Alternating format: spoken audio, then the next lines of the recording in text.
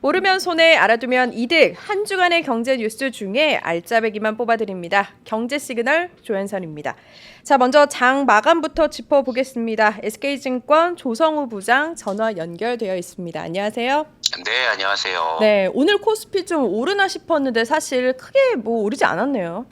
예, 오늘 뭐 코스피 같은 경우에 아침에는 조금 오르나 싶더니요. 좀 힘이 빠져서 끝났고, 오늘은 지금 특히 이제 코스닥 쪽에서 조금 낙폭이 좀 나온 하루였는데요. 네.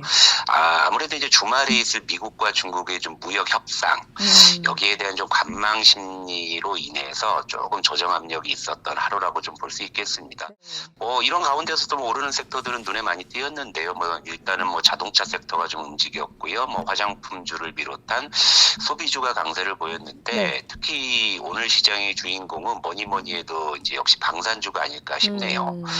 어제 LIG 넥슨이 예상치를 크게 뛰어넘는 호실적으로 급등을 했거든요. 네. 그러다 보니까 오늘은 이제 다른 방산주도 실적이 좋지 않을까라는 그런 기대감, 이런 어떤 분석에 현대로템이나 한국항공우주가 급등을 했고요. 네. 또 여기에 또 어제 급등했던 LIG 넥슨이 오늘도 뭐 추가 급등을 하면서 오늘은 뭐 방산주의 거의 잔칫날이라고 해도 과언이 아닐 정도로 굉장히 좀 방산주가 좋은 흐름이었는데 뭐 네. 정말 뭐 방산주 끝없이 뭐 오르는 것 같잖아요. 네. 그렇죠.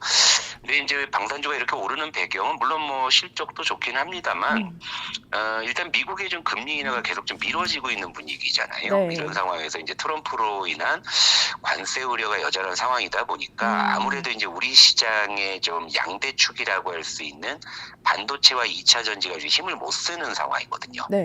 이러다 보니까 이제 대형주 가운데서는 실적 모멘텀이 확실한 방산주로 이제 투자 심리가 몰리는 것으로 볼 수 있겠고요. 그리고 방산주가 참 재미있는 게 일전에 있었던 그 한화 에어로스페이스의 대규모 유상증자로 잠시 좀 주가에 찬물을 끼얹었었는데 네. 이번에 이 호실적을 바탕으로 해서 다시금 뭐 시장의 중심에서는 그런 모습이 좀 뚜렷한 하루였다. 이렇게 좀 볼 수가 있겠죠. 그럼 부장님, 네, 네. 말씀하세요. 다만 이제 그동안 방산주 주가가 좀 많이 올랐잖아요. 그렇죠.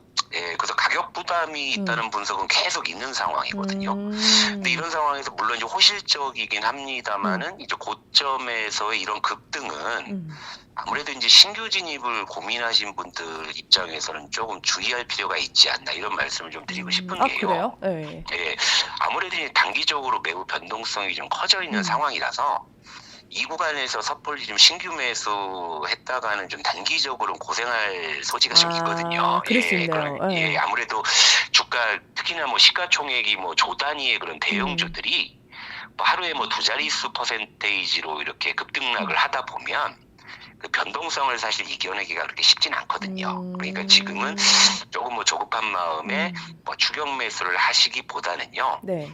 일단은 뭐 충분한 조정을 기다렸다가 진입하는 것이 좀 안전하지 않을까라는 말씀을 좀 드리고 싶고요.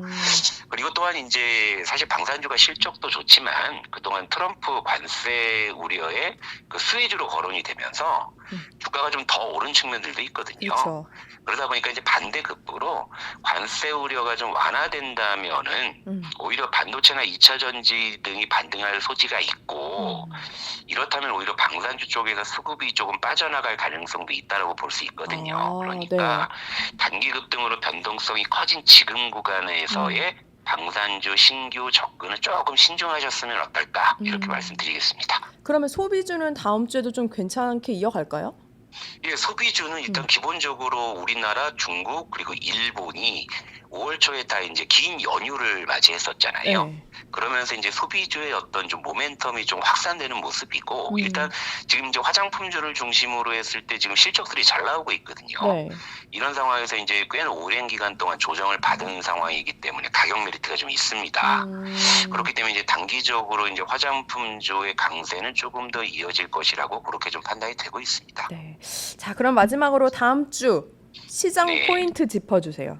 예, 일단은 시장 참여자 모두가 지금 이번 주말에 있을 미중 무역 협상을 주목하고 있거든요. 그렇죠.